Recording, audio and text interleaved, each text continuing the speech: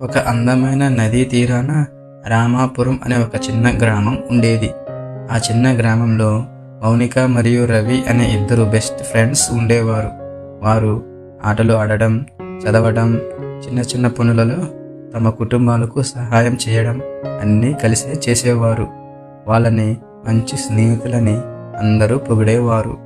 ఒకరోజు మౌనిక మరియు రవి నదికి దగ్గరలో ఆడుకుంటున్నప్పుడు రవికి ఇసుకలో పాతుకుపోయిన ఒక అందమైన బంగారు చేతి గడియారం దొరుకుతుంది.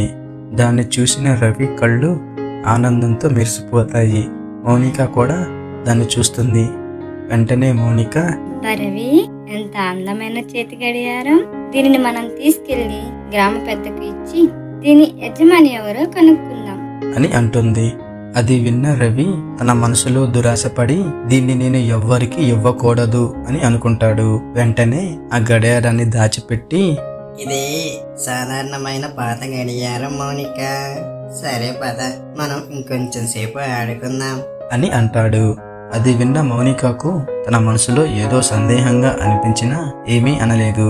అదే రోజు సాయంత్రం సీతయ్య అనే వ్యక్తి గ్రామ పెద్ద అయిన రామయ్య వద్దకు వెళ్లి తాను నదీ తీరాన పోగొట్టుకున్న బంగారు చేతి గడియారం గురించి చెప్తాడు. మరోపక్క రవి రాత్రంతా ఆ చేతి గడియారం గురించి ఆలోచిస్తూ ఉంటాడు. మరునాడు ఉదయం గ్రామ పెద్ద ఇలా ప్రకటిస్తాడు.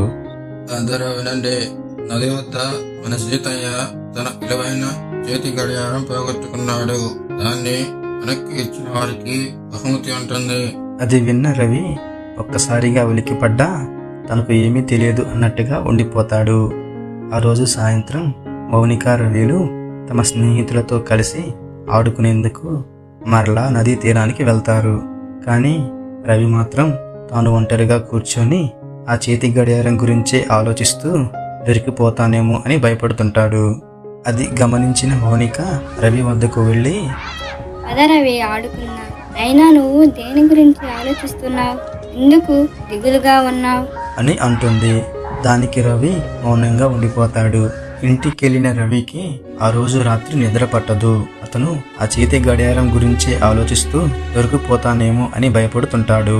తాను చేసిన తప్పును తెలుసుకున్న రవి మరునాడు ఉదయం మౌనిక దగ్గరకు వెళ్ళి, నేను అబద్ధం చెప్పాను మౌనిక, చేతి గడియారం దొరికినా చెప్పలేదు, నన్ను క్షమించు అని తన తప్పును ఒప్పుకొని ఆ చేతి గడియారాన్ని మౌనికకు చూపిస్తాడు. అది విని మౌనిక చిన్న చిరునవ్వుతో, నిజమైన స్నేహితులు ఎప్పుడు నిజం మాట్లాడాలి, ఒకరికి ఒకరు సహాయం చేసుకోవాలి అని చెప్తుంది. దాని తరువాత వారిద్దరూ కలిసి ఆ చేతి గడియారాన్ని గ్రామ పెద్ద అయిన రామయ్యకు ఇస్తారు. అలాగే రవి తాను చేసిన తప్పును ఒప్పుకుంటాడు. వారి నిజాయితీని చూసిన గ్రామ పెద్ద రామయ్య మరియు గ్రామస్తులు వారిని మెచ్చుకుంటారు. అలాగే గ్రామ పెద్ద వారి స్నేహం గురించి అందరికీ గొప్పగా చెప్తాడు. తన చేతి గడియారం మరలా దొరికినందుకు సీతయ్య ఆనందపడి మౌనిక, రవిలకు ఒక బుట్ట నిండా స్వీట్స్ మరియు బిస్కెట్లను బహుమతిగా అందజేస్తాడు.